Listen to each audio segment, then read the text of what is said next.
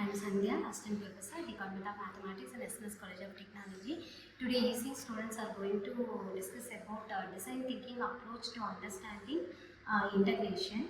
So, first, anyone tell what are the 5 stages in design thinking? Empathize, define, ideate, prototype, and testing. There are 5 stages. So, tell me the empathy part. Is to understand the pain of the user. Most students feel that integration is formula based, hard to visualize, and most students ask the same question: why do we use integration? How it is useful in real life? So, empathy main purpose is customer need. So, next part is Define. What exactly is the problem? The problem is not itself integration. The problem is not visualizing what integration actually means. So students struggle to understand integration because it is taught as a formula, not as a concept. So it is difficulty for the students to understand. understanding Integration. So next stage is Ideate part of this topic is integration is not a complicated topic. It is a simple, it is a smart way to add smaller parts, smaller ones in a big quantity to find the total area. There are many ways to find this. Another area under a curve, total rainfall, volume of any object. so these are the applications of integration. So anyone briefly explain the applications of integration. Here comes the test part. Here we could ask the students or the observers or the learners to visualize the real graphs, area under graphs, so that they could understand the graph problems easily. And we could ask the teachers to teach them, like like for the students to understand the concept clearly and not to memorize the topic. And after teaching, we could ask the students to apply the real life examples in their real life time.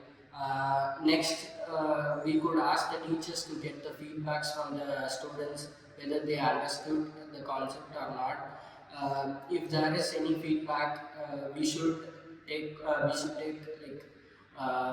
concentrate on that student, and we should develop the student and make her or him to understand the topic. And last part, the next step, we could identify the student's confusion or doubts and make him understand the small part where he have to understand in that part, so that he could understand the entire topic of integration. And the basic requirement for the understanding of this topic is that he have to have a strong foundation in this topic, like the basic integration parts, and this helps him to complete the sum and get the answer or do so that the student could complete the integration part without any doubt or fear. So these steps could be taken, and the next step, we could identify the student's confusion or doubts and make him understand the small part where he have to understand in that part, so that he could understand the entire topic of integration.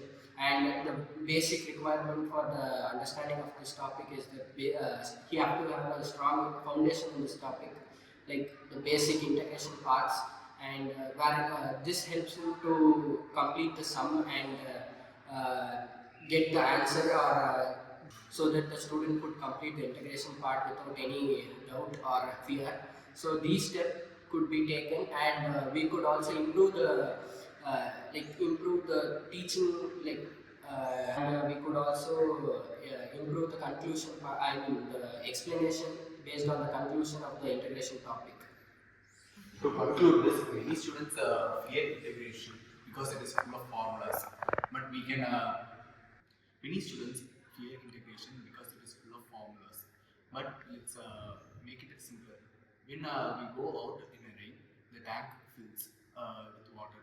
It is a slow process. Like that only, the integration is also similar process. If we are taking a graph under a curve, it is full of integration. By this way, we can learn integration slowly rather than without formulas. Integration with the design thinking is a process of interacting but not memorizing. Thank you. Through design thinking, the complex mathematical concept become meaningful and easy to grasp. Thank you.